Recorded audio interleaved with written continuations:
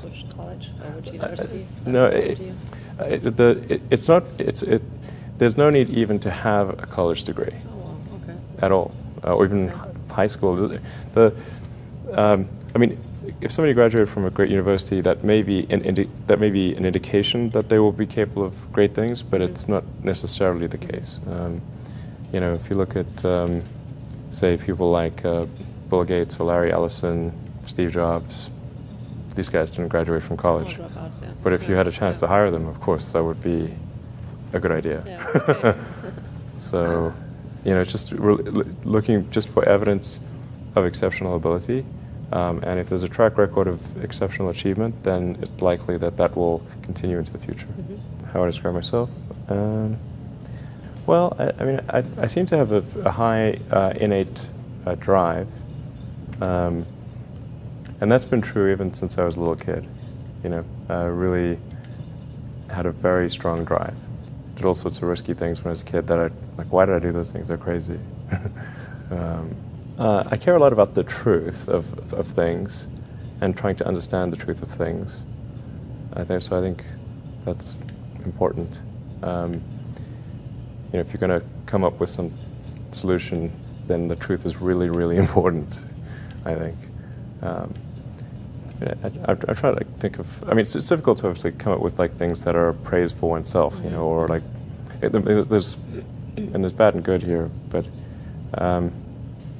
I think like sometimes they're just like the things that seem quite clear and obvious to me, and I don't understand why they aren't so obvious to everyone. Sure. So how would you educate your 5 boys? Actually, I created a little school.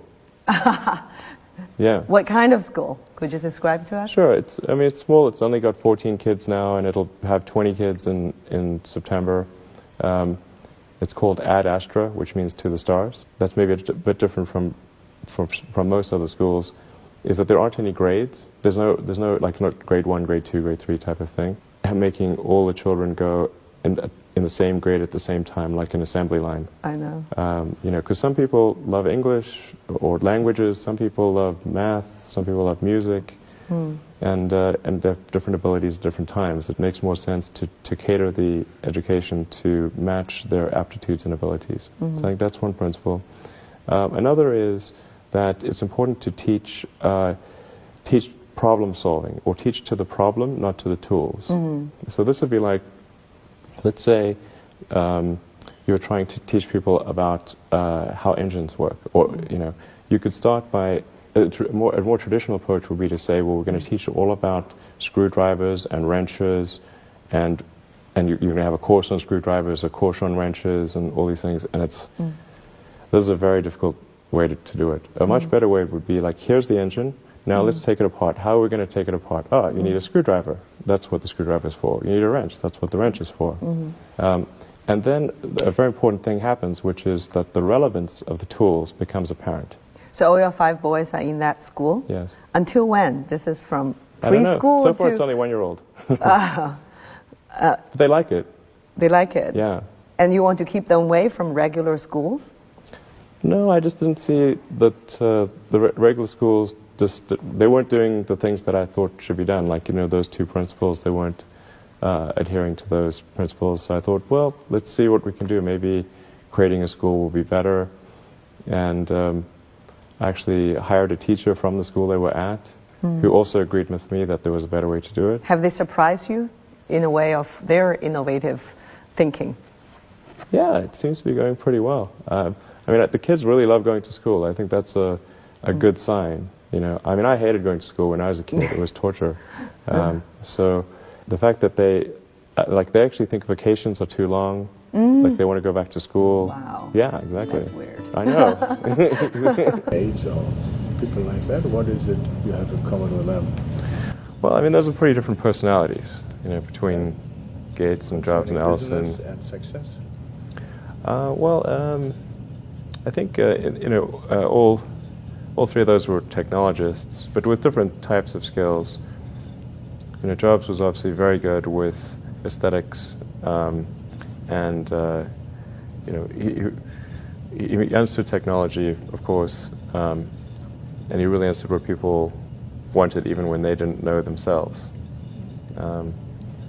And he was not afraid to break boundaries. But like say, like Gates would probably be better at sort of raw engineering and technology than Jobs, but not as good on aesthetics. But I mean, for all of these guys, they're obviously very driven, and they're very talented, and they're able to attract great people to build a company. But I mean, the ability to attract and motivate great people is critical to the success of a company, because a company is it's a group of people that are assembled to create a product or service. That's the purpose of a company. People sometimes forget this elementary truth, and so if you're able to get great people to join the company and work together towards a common goal, and you sort of have a relentless sense of perfection about that goal, then you will end up with a great product. And if you have a great product, lots of people will buy it, and then the company will be successful. Yeah. So really, it's pretty straightforward, really. I mean, yeah, that's the reason for it. I wouldn't say I'm fearless. In fact, I think I feel fear quite strongly.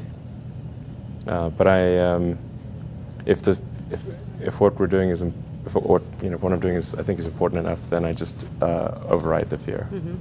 So, but it's not as though I feel it like more strongly than I would like. And in which areas would you never go full risk if you still are fearful? Well, it really depends on the stakes. If the stakes are high, if it's really important, then I will overcome the fear and just do it anyway. Mm-hmm. But essentially, I mean, drive overrides fear, but I feel the fear. It's kind of annoying. I wish I didn't. Okay. I wish I felt it less. Uh-huh. So, yeah. All these introspective questions are interesting. I don't get asked these very often. And then, like, I'm trying to think, like, what is like an accurate reply? And some of these, it's hard to evaluate yourself on these things. Mm-hmm. Which company you founded was the most risky at the start? Well, probably SpaceX. I thought it had the lowest chance of success. I mean, I thought both Tesla and SpaceX would fail at the beginning. You thought? Yeah, sure. Really? Of course. But nevertheless, you put all your money in that, in both. I expected to lose it. Well, technically, what I thought was, well, I'll take half the money from PayPal, and if I lose half of it, that's okay. But then, of course, the companies encounter difficulties, and then I have a choice of either let the company die or put all the money into the companies. And so I really didn't want the companies to die, so I put all the money in the companies. Yeah. And then I had to borrow money from friends to pay living expenses. Yes. What was your best idea ever? My best idea ever? Yeah. This is tricky. I suppose coming to North America was my best idea. Okay. Because I think these things would not have been accomplished almost anywhere else. It's really hard to start a company, but in particularly California, Silicon Valley is very conducive to startup companies, and so whenever I'd read books in South Africa, it would seem like the cutting edge of technology was in Silicon Valley, and so that's when I wanted to come and I wanted to move to this mythical place. Okay. And are there things you regret having done or for not having done so far? Well, there's lots of things that when life is short, and there's lots of things that could be done that one can't necessarily do. And these really are introspective questions. I think, I mean, overall, I think I'm pretty happy with what where things are. It's hard not to be, honestly. Yeah. You know, I'd be, yeah. Yeah, things are in a good place right now, and I mean, I'd like to, looking ahead, I'd like to see humanity go beyond Earth and have people on Mars. That would be really great. And to see widespread adoption of electric vehicles and renewable energy. These are great things. And yeah, I think those would be really, really cool.